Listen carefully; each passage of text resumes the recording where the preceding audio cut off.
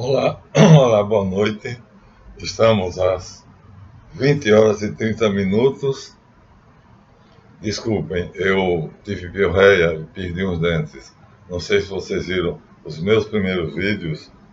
Eu tenho uma dicção boa. E aí tive uma piorreia, esperei, perdi 4 dentes, tive que colocar uma prótese. E aí o que é que acontece? A dicção não ficou boa.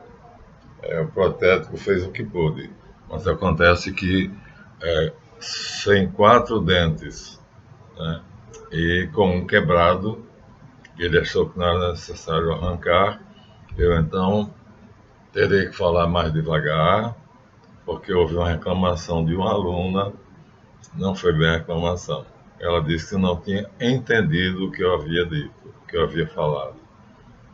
Então peço desculpas, mas foi devido, eu deixei, foi uma ação errada de um protético de outro dentista. Ele colocou dois dentes e esses dois dentes têm um arco interior forçando a gengiva, né, pela arcada dentária, né, inferior, por dentro. E esse arco inferior, que eu não sei que material era, pressionou a gengiva, ela inflamou e eu tive piorreia. Perdi quatro dentes. E aí tive que colocar uma prótese. Fui para o dentista, claro, porque o que é que ela fez não se via mais. Me desculpem, portanto. Não é a mesma coisa. Se vocês forem meus primeiros vídeos, vocês verão que a minha dicção era excelente. E depois eu fiquei com vergonha de que os dentes iam caindo, coloquei uma máscara, uma burca, e aí assim é. Feito esse pedido de desculpa, os agradecimentos a todos. Nosso canal está crescendo em inscritos e está crescendo em respeito. Então, depois de eu ter escapado da armadilha que me fizeram, voltamos de novo à revisão da história. A história é uma mentira, uma grande mentira. E eu me propus a fazer, não propus não, eu recebi instruções de cima. A verdade é essa. E alguém, não sei se por ingenuidade, não sei se por malícia, tentou me tirar do meu objetivo. Já tinha tudo traçado reto, porque aquele que me disse para fazer, me deu os meios, me deu o conhecimento. Alguém tentou me tirar da minha linha, foi uma armadilha, e eu caí. Perdi 2 vídeos que para mim não servem para nada. Mas voltamos. No anterior, nós já retornamos. Né? A maçonaria é uma religião. Foi e será. Agora, esse então é a continuação. Já não vamos mais nos deixar enganar, tá? Às vezes a pessoa pode até ser amigo, pode até ser fraterno, mas pode ser ingênuo, e nesse caso pode ter sido por ingenuidade, quis participar da minha, vamos dizer assim, da minha aula, das minhas videoaulas, e eu terminei fazendo um debate com ele e saí. Ou pode ter sido maldade mesmo, eu não falar aquelas coisas que eu estou falando. Porque ele também pertence a uma sociedade secreta, onde ele é uma grande figura. Então, continuamos então a nossa linha, segundo o nosso mestre nos disse, nos orientou, nos deu o conhecimento necessário e o material, que está todo aqui à minha volta. Não teremos pressa. Primeiro porque eu terei que falar com mais vagar, a fim de que vocês possam compreender e assim eu não tenha o desprazer de ter a reclamação de uma aluna, perguntou qual palavra era dentro do contexto, deu a frase, que ela não entendeu. Então foi bom, porque ela me chamou a atenção para o fato de que minha dicção, né, mudou muito para pior. Me desculpem, mas eu tenho vergonha, se eu tirar, então a dentadura fica pior, a prótese fica pior. Vamos continuar, revelando os bastidores da história. Mas, como vocês sabem, né, as sociedades secretas, todas sem exceção, mas principalmente a maçonaria e o movimento sionista mundial, judaísmo, né? O movimento sionista mundial é o braço político do judaísmo. O Talmud é a antibíblia. Então, quem for religioso, não queira saber do Talmud.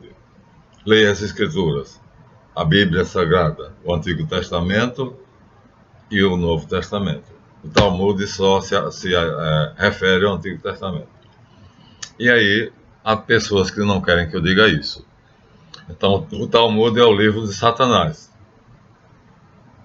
Não é um comentário simplesmente da Bíblia. Foi programado por Esdras para uma interpretação falsa. Já falei isso antes e já provei. Então, só vou dizer isso. A Bíblia Sagrada, o Antigo Testamento, tem alguns erros que ele próprio fez, porque ele foi revisor. Revisor, ele fez uma confusão muito grande para desmerecer, para fazer com que a Bíblia fosse, vamos dizer assim, desqualificada. E além disso, os 4 livros dele, primeiro e segundo de Crônicas, livro de Esdras, é o dele mesmo, e o de Neemias, não prestam, mas tem informações históricas importantes. Então, Esdras começa, é o primeiro anticristo, portanto, o anti-Messias. E ele traça um plano que está se desenvolvendo, e agora nós nos focamos na Revolução Francesa, porque é onde aparece, né, com toda a clareza, né, a Kahal hebraica, os protocolos do sábio de Sião. Quem tem dúvida, eu vou dizer cada parte, onde é que está acontecendo cada parte. Né? Por exemplo, conquistaremos o mundo pela violência e pelo dinheiro, pelo ouro e pelo dinheiro, e pela violência, pela corrupção e pela imprensa. Está escrito lá. A coisa mais fácil é vocês baixarem um exemplar dos protocolos, vocês vão ver. E o que foi a Revolução Francesa? O maior banqueiro do mundo, né, o Barão de Rothschild, foi quem financiou. E corrompeu Adam Weishaupt, um padre apóstata, Robespierre, e o Duque de Montagu, o pastor de Zagoulier e o pastor James Anderson, logo de começo, para iniciar. Então, corrupção, tomar a imprensa. Olha, não é só os jornais não, viu? Quando eu digo a imprensa, é os meios de comunicação. Sabiam que Hollywood é toda dirigida por judeus? Mel Gibson, quando contratou o ator que fez o Cristo, que agora Jesus, que não é agora o nome dele, né? Está na ponta da língua. Disse: nunca mais você será aceito em nenhum filme de Hollywood. Você sabe que Hollywood, ao contrário, a primeira máquina cinematográfica foi comprada por Charles Chaplin. Ou seja, o Carlitos, tão famoso e tão adorado por muita gente. Eu tenho uma filha que é vidrada nele. O nome verdadeiro é Charles Chaplin. Carlitos é um pseudônimo, né? E não deve nem ser Charles Chaplin, porque ele é judeu. Ele comprou a primeira máquina cinematográfica. Pronto. Agora ele tinha não só os jornais, mas tinha o cinema. Depois apareceu a televisão. Eles também tomaram conta da televisão. Então, na Inglaterra, há um homem só que é dono das 5 maiores estações de televisão da Inglaterra. E ele tem um preposto, ou seja, um laranja que é dono da BBC, da CNN, da CBN, sei lá, de tudo. Então, eles dominam a imprensa. Está lá nos protocolos. Então, a verdade dos protocolos não é atestada pelo processo de Berna, como pelos fatos, principalmente a Revolução Francesa. E como é que agem os maçons? Como agiram na Revolução Francesa. Como é que age o movimento sionista mundial? Como agiu na Revolução Francesa. Pela mentira, pela hipocrisia, pela corrupção e pelo dinheiro. É o dinheiro que corrompe, né? E cada vez os Rothschild vão ficando mais ricos e o povo vai ficando mais pobre. Liberdade, igualdade, fraternidade só para eles. Né? Então, essas minhas denúncias é que estão incomodando. Então, vamos continuar. O vídeo de hoje se chamará Maçonaria Antiga e Maçonaria Moderna. O anterior é a maçonaria foi e será sempre uma religião. Mas que religião? A religião da hipocrisia, da mentira, da corrupção, né? Uma religião que tem o Deus que você quiser ter, então não há um Deus verdadeiro, não há nem mesmo Deus. Porque o Grande Oriente de França colocou o Código Civil da França no altar dos juramentos. Em todas as outras lojas maçônicas é o livro religioso da religião predominante do país. Se é muçulmanos, então será o Alcorão. Se é judeus, então será o Antigo Testamento. Se é cristão, será a Bíblia completa, Antigo e Novo Testamento. Para eles, isso não faz diferença nenhuma. E o Grande Oriente de França, que eu já mostrei aqui, mantendo-se fiel aos ideais revolucionários jacobinos, ao movimento sionista mundial, né, e a maçonaria e as sociedades secretas todas, porque foram múltiplas. Darei a vocês nome de uma por uma. O Marquês de Guaita dá o nome delas. Eu vou dar, mas não agora. Agora nós vamos fazer o seguinte: o que é que houve que a maçonaria antiga era respeitável, homens de grande quilate, homens de grande erudição, cientistas, nobres, sinceros, sérios, eram maçons. E cada loja mandava em si mesma, era independente. Primeira característica da maçonaria antiga, já estou falando. A primeira característica da maçonaria antiga era ser independente. As lojas não eram uma congregação, uma federação, uma confederação. Não.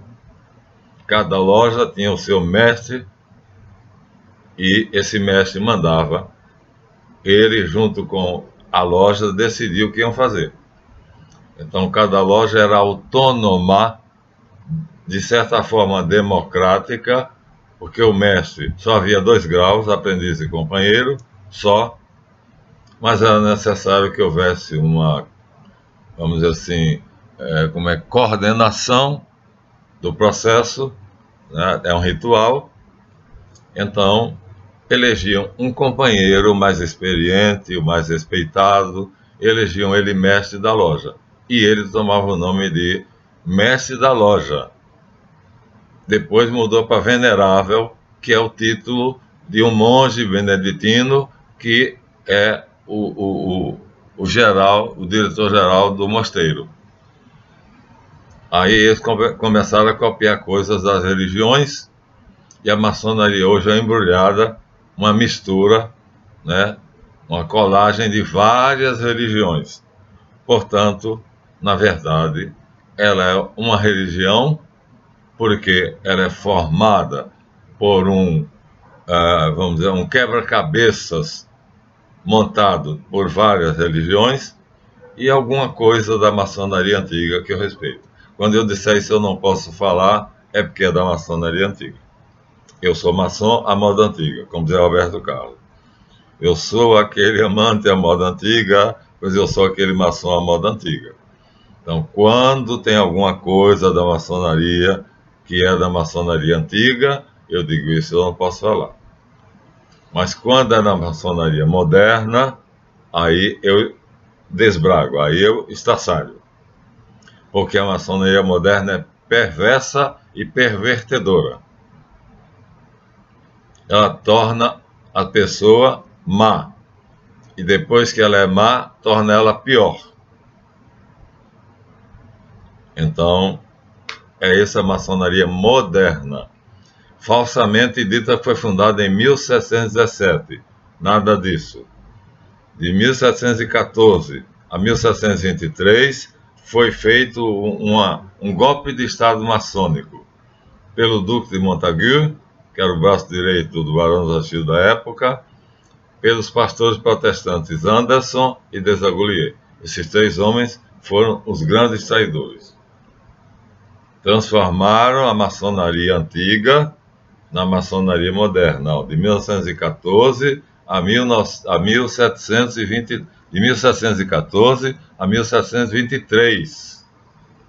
A data de 1717 é falsa. Ambelin é a loja Quattro Coronati, que é a loja mais famosa, porque é a que tem mais cultura, só tem PhD, só tem gente boa. Eu não pertenço a ela, com toda a sabedoria que eu tenho, não pertenço a ela. Então, é uma loja exclusivamente de estudos. E ela reconheceu que é falso dizer que a maçonaria moderna foi criada em 1717. Eu tenho isso escrito pelo grande secretário da Grande Loja Unida da Inglaterra e pelos documentos oficiais da Quattro Coronati. Portanto, é indubitável, é indiscutível. Quem disser que não vai ter que me provar, porque eu vou provar mostrando documentação.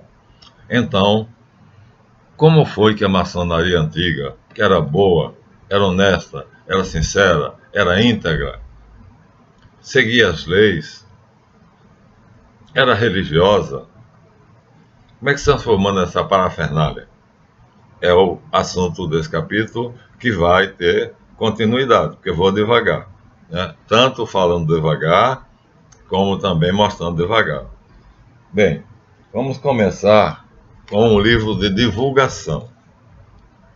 Esse livro você pode comprar quando você quiser, qualquer sebo, principalmente na estante virtual. Aqui eu tenho um documento da maçonaria antiga.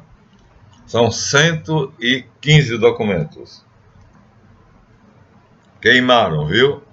O tal do Desaguliers mandou queimar tudo, mas era impossível queimar tudo. Por quê? Porque estava espalhado pelo mundo todo.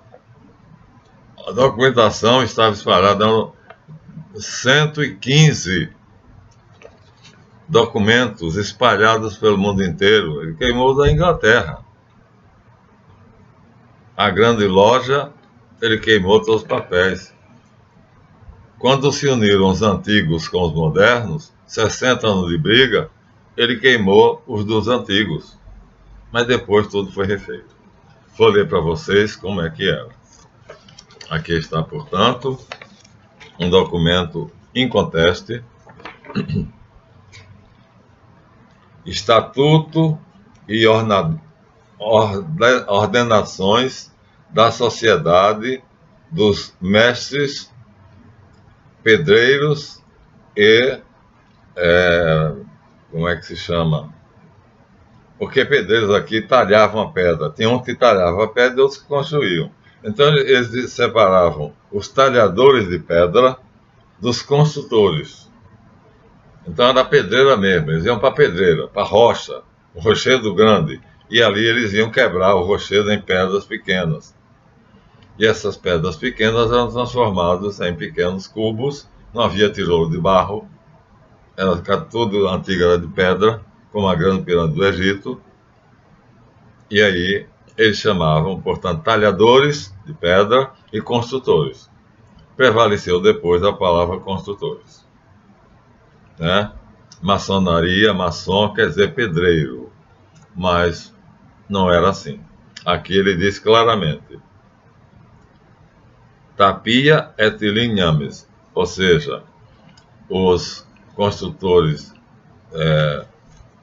vamos dizer assim, pedreiros, e aqueles linha de lenho, que tanto derrubavam as árvores para fazer as vigas, aquilo tudo fosse de madeira, e tinha outro grupo, então eram 3 grupos. Um trabalhava derrubando árvores para fazer tábuas, vigas, e outros portas, e outros trabalhavam pegando grandes montanhas de pedra viva talhando a pedra. Então, eram três tipos três equipes que constituem um sindicato: as guildas e corporações medievais. E todos eles eram religiosos. Aqui eu tenho uma carta dessa época, dizendo que vai ser muito interessante. Estatuto e ordenações da Sociedade dos Mestres Pedreiros e Cortadores de Árvore de Pedra de Bolonha, ano 1248. 1248. Olha, a maçonaria moderna disse mentirosamente que surgiu em 1717. Na verdade, o livro que vai dar origem a ela está aqui, é de 1723. 1717 é uma farsa. Era interessante para eles. Depois nós chegaremos a isso. Então, aqui nós temos a passagem dos antigos para os modernos. Esse livro inicia a maçonaria moderna. Já mostrei a capa, porque ela está solta. Eu tinha pregado.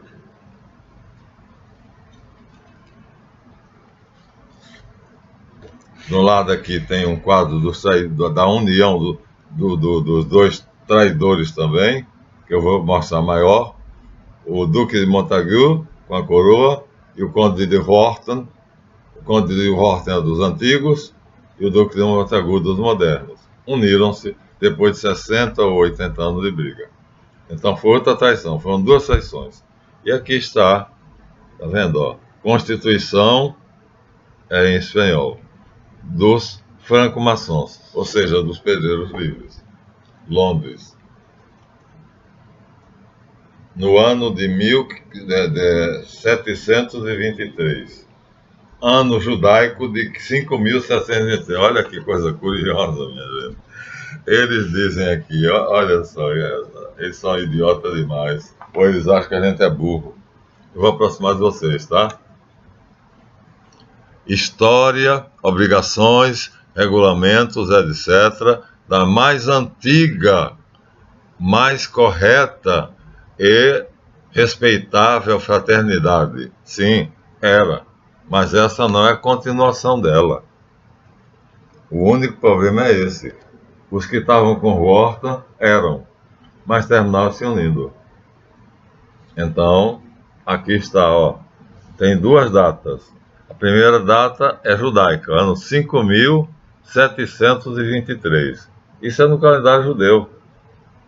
E no calendário cristão, 1723. Ano 5.000 dos judeus, ano 1.700. 5.700 dos judeus, 1.700 dos cristãos. Olha só, já começa a safadeza aí. Por que eles dão as duas datas? Porque não são cristãos. Eles atraem os cristãos, mas eles são judeus, judaizantes. Os chefes são judeus. Todos os chefes são judeus. E aí, aqueles que aceitam toda a safadeza do Talmud e do movimento sionista mundial, então terminam sendo judaizantes. E aqueles que não aceitam ficam achando inocentes, coitados, sem saber o que acontece lá dentro, por isso as duas datas. Para os que sabem o que é, ano 5.700. Para os que não sabem, ano 1.700. Já começa aí a safadeza. Aqui está a capa, que eu vou colar, mas está servindo de marcador. Então, esse começa a maçonaria moderna, 1723, e não 1717. E esse aqui, como eu disse, Estatuto e Ordenanças da Sociedade dos Mestres, Pedreiros e Cortadores de Lenha, portanto, de árvores e de pedra. Em Bolonha, ano 1248. Ó, não tem em judeu. O calendário judaico não aparece aqui. Vou mostrar para vocês. Ó. A Carta de Bolonha só tem uma data, 1248, Carta de Bolonha. É um dos mais antigos documentos. Cadê a data no calendário hebraico? Não tem. Tá vendo? Ó? Primeira face é essa. A maçonaria moderna vai colocar a data judaica primeiro, o calendário judaico primeiro, lá nós vimos 5.700 e qualquer coisa, e depois vai colocar o calendário cristão segundo. Ou seja, o cristianismo é apenas para enganar os trouxas. Mas eles têm que colocar. Senão, como é que eles atariam os cristãos? Agora, deixa eu lhe dizer como é que era a cerimônia tão simples, de uma simplicidade enorme. Abaixo estão os estatutos e regulamentos da Sociedade dos Mestres Maçons, dos Mestres Carpinteiros, feitos em honra de Deus, de Nosso Senhor Jesus Cristo, da Virgem Maria e de todos os santos, para a honra e felicidade da cidade de Bolonha e da sociedade dos ditos mestres, em respeito aos atuais e futuros dirigentes da cidade de Bolonha e sobre os estatutos e regulamentos atuais e futuros da comunidade da Bolonha, e que todos os estatutos abaixo entrarão em vigor a partir de hoje, 8º dia do mês de agosto de 1248. Não tem nenhuma data judaica aqui. Calendário judaico, para eles, não tinham nada a ver com os judeus. Os maçons eram todos cristãos. Mesmo os protestantes. Mas aqui não tem da protestante. Em 1200, só vai surgir o protestante em 1500. Mas também os protestantes vão ser maçons. Mas vão seguir isso aqui. Os luteranos e os anglicanos, sabiam? E os católicos orientais. Então, católicos romanos, católicos ortodoxos orientais, luteranos e anglicanos, em 1500. Vão seguir isto. Começa com essa declaração. Depois eu vou ler como é que começa a maçonaria moderna. Nós, mestres maçons, juramento. Agora, ele se ajoelha diante de um altar com a Bíblia, bota a mão em cima da Bíblia e diz: nós, está aqui, juramento dos mestres. Mestres maçons, mestres carpinteiros, e aqui também tem cortadores de pedra, pertencentes à sociedade do dito mestre, juramos em honra de Nosso Senhor Jesus Cristo, repete, da Virgem Maria e de todos os santos, em honra aos dirigentes atuais e futuros, e para a felicidade da cidade de Bolonha, aceitar e obedecer às ordens dos magistrados, das autoridades, de todos os que governam a cidade de Bolonha legitimamente, aceitar e obedecer todas e cada uma das ordens que nos derem os presidentes oficiais da sociedade desses mestres maçons e carpinteiros e cortadores de pedra, né, digamos aqui. Em honra e pelo bom nome da sociedade, conservar e manter em bom lugar a sociedade e seus membros, ou seja, se ajudarem mutuamente e manter a moral. E conservar os estatutos e regulamentos, ou seja, não mudar. Não mudar. É o que esse livro aqui vai fazer, é mudar. Esse livro vai mudar. E aqui o juramento é não mudar. Por isso que vai haver uma briga de 60 ou 80 anos. Porque eles juravam não mudar. E eles vão mudar.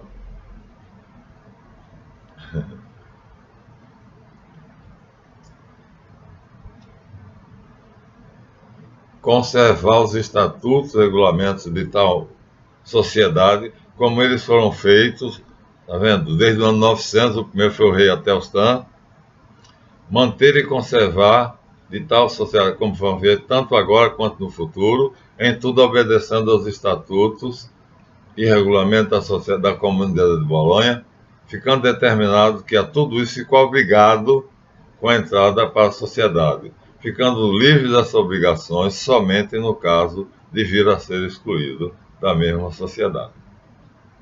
E se um dia vier a ser convocado para dirigir a sociedade, não poderei recusar. Era simples, sabe? Ao contrário, aceitarei o encargo e, conscientemente, dirigirei e preservarei a sociedade e os seus membros. Distribuirei equitativamente as tarefas, com justiça, e os sócios da sociedade de acordo com o que eu e o Conselho de Mestres julgamos conveniente. Ou seja, de outras lojas, então eles se ajudavam, mas aí eram independentes. A ligação era fraterna. O mestre de uma loja não obedecia nem podia interferir no mestre de outra loja. Por isso ele diz, quando for necessário, se for necessário uma mudança, eu, mestre desta loja de Bolonha, junto com os mestres das outras lojas das cidades vizinhas, então modificaremos. De maneira que julguemos mais conveniente. Aplicarei as penas previstas nos estatutos da sociedade. Na ausência de regras estatutárias, aplicarei as penas previstas pelo Conselho de Mestres. Então, já havia um Conselho de Mestres. E na ausência, mas não era mestre toda uma loja só, não. Cada loja só tinha um mestre, não se esqueçam disso, hein? Cada loja só tinha um. O Conselho de Mestres era os que tinham outras lojas. Os mestres de outras lojas, por uma união apenas fraternal. Se reuniam, discutiam e decidiam o que era conveniente. Lembrem-se disso. Hoje cada loja pode ter 50 mestres. Aqui não. Cada loja só tinha um mestre. Essa é a maçonaria antiga. Olha, que coisa simples. E todas as sanções que eu infringi, qualquer que seja o motivo, as farei escrever em um livro de ata e as transmitirei e darei ao futuro presidente da sociedade, ao passar o cargo, presidente da sociedade. Ele não usava o nome de mestre, só usava aqui de uma maneira, vamos dizer assim, convencional. Ele se chama presidente da sociedade. Quando o meu mandato terminar de presidente, eu então passarei aquilo que eu fiz, darei um relatório para o próximo presidente, que será o próximo mestre, só um, e ele voltará a ser companheiro. É engraçado, porque só podia ter um mestre.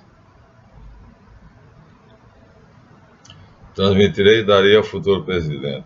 E as sanções e os fundos e os bens e os estatutos da sociedade, bem como todos os seus livros de anotações, transmitirei ao meu sucessor na Assembleia da Sociedade, que eu elejo, ou seja, todos os maçons estarão unidos e por aclamação levantava o braço. Quem está a favor que Joaquim José Silva Xavier seja o mestre dessa loja? Eles levantavam o braço. Era por aclamação. Era uma assembleia, portanto, os maçons, aprendizes e companheiros se reuniam e aclamavam um companheiro, aclamavam mestre de loja, mas ele não usava o título de mestre, só nesse juramento que era oficial. Mas aqui ele se diz presidente.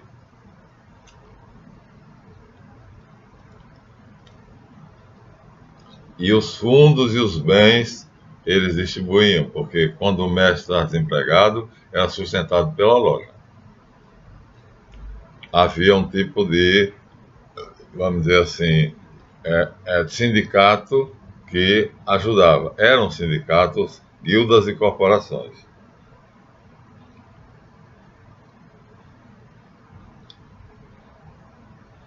De acordo, sob pena de uma multa de 20 salários bolonheses. Ou seja, se eu for desonesto, serei multado em 20 salários. Gente, olha, a coisa era séria. E isso era feito mesmo em 1248. Era simples. Então, tá vendo? Ó? E os inspetores, de acordo com os estatutos, sob pena de uma multa de insabonez. Ah, não, voltei. E os inspetores de contas, comissão de finanças, havia divisão de trabalho, estão obrigados a controlar e dar seu parecer. Ou seja, se eu não apresentar no relatório final para o meu sucessor a verdade, eles darão seu parecer. Eles podem me desmentir durante a Assembleia da Sociedade, a menos que a isso impeça a decisão unânime ou por maioria do Conselho da Sociedade, ou ainda, desde que exista uma boa razão para tal impedimento. E, se como oficial desejar impor qualquer contribuição para o sustento da sociedade, ou seja, se eu achar alguém de fora que queira nos presentear com a quantia, eu aceitarei, para o sustento da sociedade. Explicarei, em primeiro lugar, as razões pelo que fiz isto ao Conselho, que se pronunciará por unanimidade, ou maioria. Ou 50% mais um, ou por unanimidade. Pronto. Está aí. Agora ele diz, das injúrias contra o presidente, o que é considerado crime, das sanções, dos castigos, da eleição dos oficiais que ajudam o presidente nas reuniões, da ineligibilidade, se for filho ou irmão, da obediência dos mestres oficiais do presidente. Como e de que modo os mestres entram na sociedade? Quanto eles devem pagar pela sua admissão? Aí é muito longo. Que nenhum mestre interfira no trabalho de outro mestre.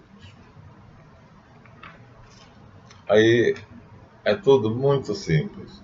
Muito simples. Isso aqui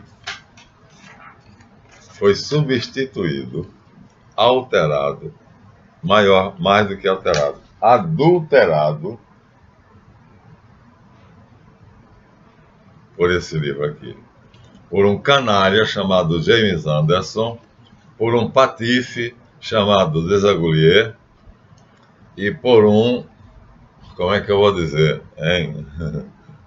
Corrupto chamado o Duque de Montagu, porque ele não precisava do dinheiro do Rothschild. Ele já era duque. Tá? Eu tenho esse quadro grande, eu vou mostrar com mais detalhes. Ele já era duque. O duque é dono de um ducado. Um ducado é uma cidade grande. Tá? Então não precisava. É porque ele era corrupto mesmo. Ou seja, aí Rothschild aproveitou. Sabendo que ele era corrupto, disse, vou começar por ele. E ele vai corromper os outros. E aí ele corrompe o Duque de Montagu, e o Duque de Montagu corrompe James Anderson e Desaguliers. Os três ficam sendo, portanto, cabeça, braço direito e braço esquerdo do golpe de Estado que eles vão preparar de 1714 a 1723. Esse tempo todo, 1714, 1720, 6 anos. 1723, 9 anos. Em 9 anos eles preparam o golpe. Muito tempo. Mas quando eles aparecem em público, os antigos não aceitam. Vai haver uma briga. Essa briga vai durar 60, 80 anos. Depois vão terminar dobrando os antigos, aquele quadro que eu vou mostrar grande, e os antigos vão aceitar. Agora vocês vejam como era, vou mostrar para vocês como era simples o lugar onde eles se reuniam. Aqui está, ó, ou na mesa da casa de alguém rico, ao redor da mesa, ó, o venerável está aqui, que não tinha esse nome, o mestre da loja, aqui estão os aprendizes e companheiros, e aqui estão os diáconos, primeiro diácono, segundo diácono, que são os únicos que andam, que fazem o papel. Aqui também tem outros que andam. Secretário não anda. O primeiro diácono deve ser o vigilante, cobridor. aquele que guarda a entrada para ninguém entrar. Então só se movimentavam o cobridor da loja, que se algum instante tentasse entrar, ele impedia, o primeiro diácono e o segundo diácono. Diácono já é o nome que eles tiram da Igreja Católica. Aqui numa casa de alguém rico. Se não fosse alguém rico, eles se reuniriam assim, ó. Olha aqui, ó. Era assim. Ó, o mestre da loja, onde é que ele está, meu Deus do céu? Está aqui, ó. Tem uma cadeira. É o único que senta. Então, o único que está sentado é o mestre da loja. Todos os outros estão em pé. Todos, ó. Podem ver o quadro. Vou virar e revirar. Todo mundo em pé. E aqui não tinha o mosaico que a loja tem, aqueles quadradinhos preto e branco, preto e branco. Isso era um tapete pintado à mão ou bordado pelas esposas dos aprendizes e companheiros que soubessem bordar. Bordadeiras. Então, era um grande pano, muito resistente, que era enrolado e desenrolado. Chamava-se painel. Aqui estavam símbolos maçônicos. Não havia altar de juramento. O juramento era feito de joelho, um segurando uma Bíblia e o outro de joelho botando a mão em cima da Bíblia, aberta. Está vendo? Não havia altares. Não era um templo. Chamava-se oficina. Aqui nós temos uma oficina maçônica. Ó, só quem está sentado é o presidente, chamado mestre da loja, eleito entre os companheiros. Só tinha um. Ele era o único que estava sentado. Na frente dele a Bíblia. Está vendo? Aqui tinha um banquinho que era onde a pessoa que ia jurar se ajoelhava, botava a mão em cima da Bíblia e jurava na frente dele e dos outros. Era tão simples. Aí começou a complicar. Aqui, olha só. Agora, o lugar onde o mestre está, ó, não tinha nada em cima dele. Vejam bem, ó. A parede atrás dele está lisa, lisa, lisa, lisa, lisa. Agora veja a parede aqui atrás dele. Tem o quê? Um dossel. Meu Deus do céu. É um planejamento que parece que é sei lá, preparado para um rei. Ele agora é considerado o rei. E como rei, ele tem que estar debaixo, dentro dessa câmara especial. Isso é uma câmara especial. Olha como muda, aqui tão simples, ó. O mestre está simplesmente sentado e na parede atrás dele deve ter os estatutos. Aqui esse quadro aqui, ó. Os estatutos. Só. Não tem altares. Na época era luz de vela, por isso esses candelabros aqui. Aqui também são luz de velas, mas aqui já tem algo muito sofisticado. Para significar o quê? Um palácio. Simbolicamente, ele estava dentro do palácio. Era o único que estava dentro do palácio. Essa é a evolução. Aos poucos, eles vão, vamos dizer assim, se dobrando, mas tudo isso vai ser feito pela corrupção. Tudo isso pela corrupção. Quer dizer, aqui está a loja simples. Ó, o painel está aqui, gente. O que está ali no chão é isso aqui, bordado. Está no chão da loja. É isto. Bordado à mão, num tecido muito, muito, muito resistente. Ó, já viu o esquadro e o compasso, porque eram construtores. Já havia o nível e o prumo. Então, aqui está do lado. O esquadro, o nível e o prumo, o sol e a lua. E aqui as campo de estrelas. Então, aqui nós temos 3 colunas, aqui nós temos 2 colunas, e aqui nós temos, agora já aparece um pavimento mosaico que caminha para a entrada da loja. As 2 colunas já são de Salomão, então já tem alguma coisa aqui diferente. Esse painel não é esse painel. Aqui não tem nada a ver com as colunas de Salomão. Quer dizer, nesse aqui já tem, ó. Esse aqui vocês já podem ver, uma coluna, outra coluna. Para entrar no templo, tem duas colunas. Não, é uma oficina. Uma oficina era o quê? Era um tipo de uma grande garagem, a gente chama, hoje como é que se chama? Quem tem aquelas salas imensas que servem de depósito para grandes firmas, que botam as mercadorias que vendem como é que se diz? Venda, não vende a varejo, só vende em grande quantidade. Então, aí, aquele que compra eles é que vende a varejo. Nós vamos mostrar ainda aqui mais simples. Aquela já é complicada. Vou mostrar o primeiro tipo de loja. Deixa eu ver se eu encontro aqui.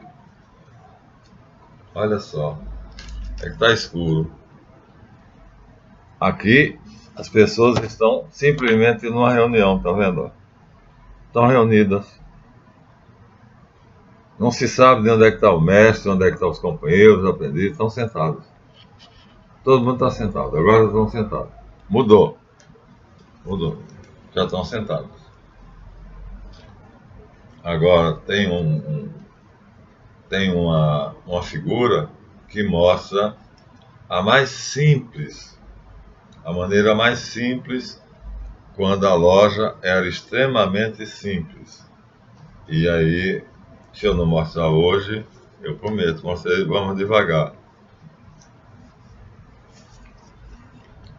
Eram construtores de catedrais e de pontes. Olha aqui, ó. Isso aqui é estátuas. Tá vendo? Ele com a colher de pedreiro, esse era pedreiro.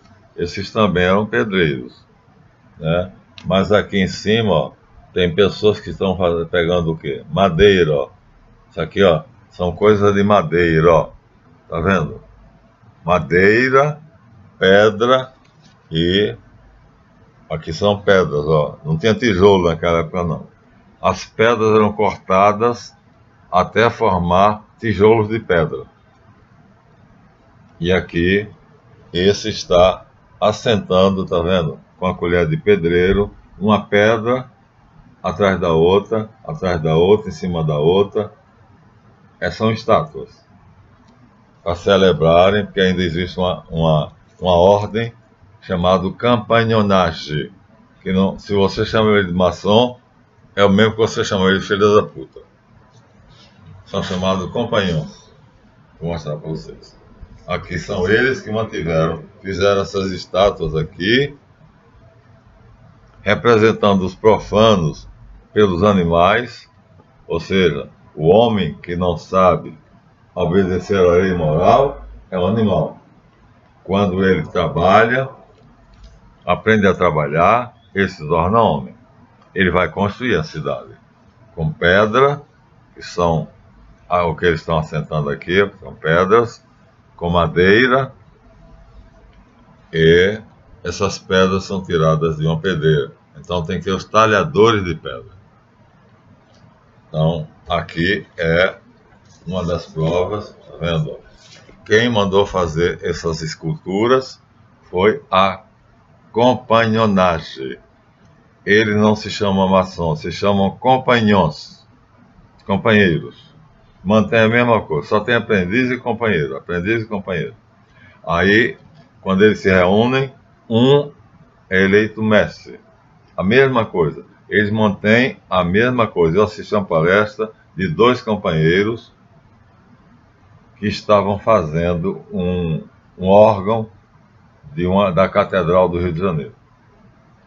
E foram pedir ajuda, reunimos-nos no local, né? Eu como maçom fui, e aí lá eles disseram o que era um órgão, explicaram pra gente, órgão de igreja, né? Porque se eu falar um órgão, você vai pensar que é um pênis. Não é um órgão sexual, era um órgão que um organista toca, de igreja. Então, era assim, achei a gravura que eu queria. Achei casualmente. Olha como era simples. Essa A carta de Bolonha é dessa época, minha gente. Olha aqui, ó. Um espelho. Esse espelho, eles acreditavam que vinha uma luz do céu, batia no espelho, refletia-se na loja. Aqui o painel está em cima da mesa, ó. Aqui não tem colunas, ó. Você vê, aqui não tem. Procura coluna aqui. Mostra a coluna aqui. Não tem colunas aqui. Tá vendo? Não tem colunas. Então, aqui está a primeira maneira. É o símbolo da federação ao qual eu pertenço. FLLS. Federação de Loja Livre Soberana da França. Esse é o símbolo dela. É reunir sem alienar. Eles construíram essa igreja. De Colônia, Estrasburgo. A igreja de Estrasburgo, aqui em cima. De pedra. Tá vendo? Que coisa linda, ó. Ó. Isso foi construído por eles. Mas aqui eles estão planejando, aqui eles estão traçando os planos que eles vão fazer. Aqui ainda é simples. Ó, tem gente sentada, tem mulher, era mista, tá vendo? Ó? Tinha mulheres e homens. Tá dito no estatuto, aquele ou aquela que quiser ser maçom terá que jurar obedecer ao regulamento. Aqui tem mulher tecendo, ó. Não sei se vocês vão conseguir ver. Aqui onde eu estou botando aqui a mão, o dedo, ó. Aqui tem duas mulheres num tear tecendo o quê? O tapete da loja, que vai ser colocado aqui em cima da mesa. Esse é o quadro mais antigo. É assim, em cima de uma mesa, todo mundo sentado. Ou em pé, com o tapete no chão. Essa já é requintada, porque além do mestre estar sentado, já tem o planejamento do dossel. Aquele dossel luxuoso, suntuoso, tá aqui, ó. Tá vendo? Então, e aqui é a Câmara de Reflexões, que a gente vai detalhar. Chegamos ao nosso tempo. A Câmara de Reflexões, a caveira, a pena com o tinteiro, que Mahat foi assassinado e botaram a pena na mão dele, e aí era assim. Então a maçonaria antiga era muito simples, verdadeira e sincera, e a maçonaria moderna, corrupta. Então, infelizmente, a gente tem que ver isso. Então, vamos deixar e continuaremos no próximo, porque eu não vou exceder mais 50 minutos, já passou, 53. Vamos devagar. Então, vocês estão tendo uma ideia da maçonaria antiga e moderna. A passagem vai sendo devagarzinho. 9 anos, 1714 e 1717. Mas, em Bolonha, 1248, era muito simples.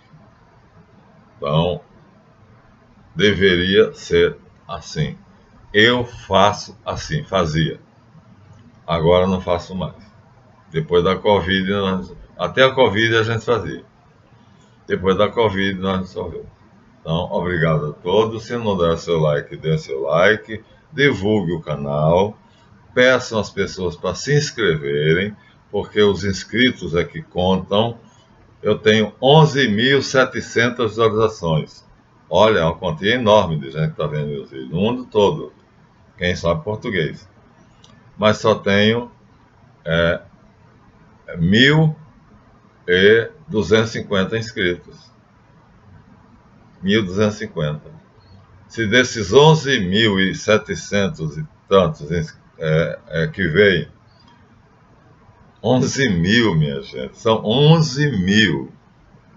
Eu só tenho 1.000, não tenho nem 2.000.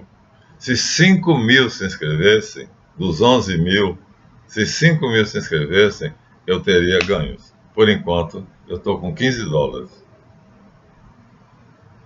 Mas, se ela vir, eu faço por amor, faço por vocês, para compartilhar e para ser fiel àquele que disse: nasci vi o mundo para dar testemunho da verdade. E quem é pela verdade ouve a minha voz. Nasci e vim ao mundo para dar testemunho da verdade. E aquele que é pela verdade, ouve a minha voz. Eu estou dizendo as palavras dele porque eu estou fazendo como ele. Eu tento imitá-lo, tanto quanto possível. Tá? Deem seu like, obrigado. A continuação no próximo vídeo. Vocês verem como é uma coisa boa, uma árvore boa, de bons frutos, tornou ruim. Tá? Até o próximo.